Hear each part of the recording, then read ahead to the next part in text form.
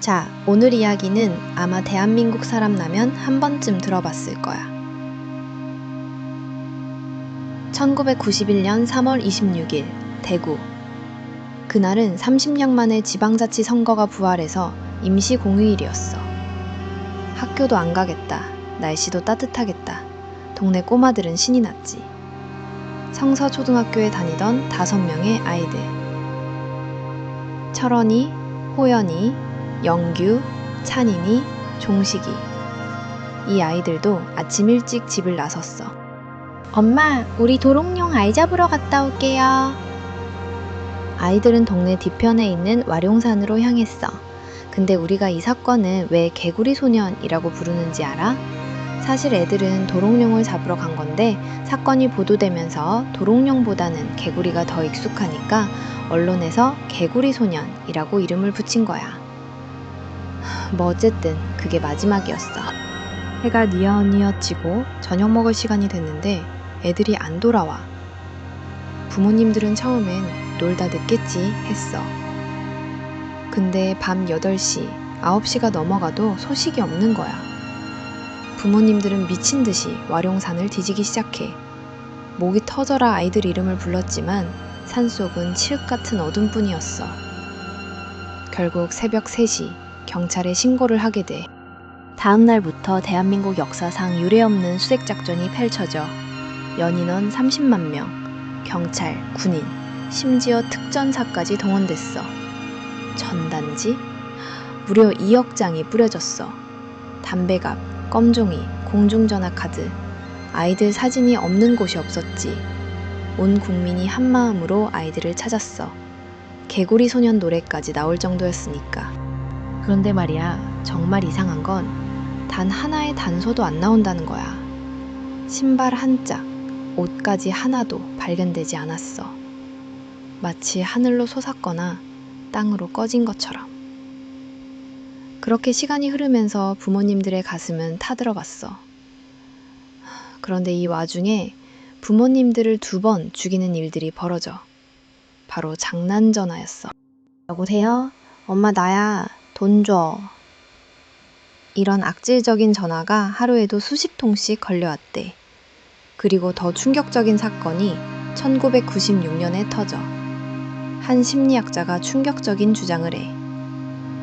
종식의 아버지가 아이들을 죽여서 집 마당에 묻었다. 이게 말이 돼? 근데 경찰은 이걸 믿고 굴삭기까지 동원해서 집을 파헤쳤어. 결과는?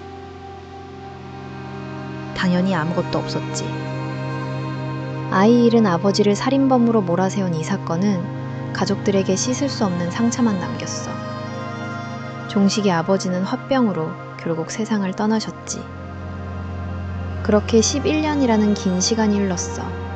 2002년 9월 26일. 가을비가 추적추적 내리던 날이었어. 와룡산 중턱에서 도토리를 줍던 한 시민이 무언가를 발견해. 여기 사람 뼈 같은 게 있어요. 신고를 받고 경찰이 출동했어. 흙을 걷어내자 낡은 옷가지와 5구의 유골이 엉겨붙은 채로 드러났어. 바로 사라진 개구리 소년들이었어. 근데 발견된 장소가 충격적이야. 아이들 집에서 불과 2-3km 떨어진 곳. 아이들이 늘 놀던 곳이었어. 수십만 명이 샅샅이 뒤질 땐 안 나오더니 등잔 밑이 어둡다고 학교 뒷산에 묻혀 있었던 거야. 자, 이제 사인을 밝혀야겠지? 여기서 경찰의 초동 수사가 또 도마 위에 올라. 경찰은 처음에 뭐라고 했는지 알아? 저체온증으로 인한 자연사 가능성이 높다. 아이들이 길을 잃고 추위에 떨다 옹기종기 모여 잠들었다는 거야. 부모님들은 분통을 터뜨렸어. 우리 애들은 와룡산 다람쥐였다. 눈 감고도 찾아오는 길인데 무슨 조난이냐. 게다가 유골 발견 당시 이상한 점이 한두 가지가 아니었어. 유골 옷소매가 뒤로 묶여 있었고 바지가 벗겨진 상태로 매듭이 지어져 있었어. 이건 누가 봐도 누군가 인위적으로 묶은 흔적이었지. 결국 법의학팀이 정밀 감식에 들어갔어. 그리고 40여일 뒤 경북대 법의학팀은 경찰의 주장을 완전히 뒤집는 결과를 발표해.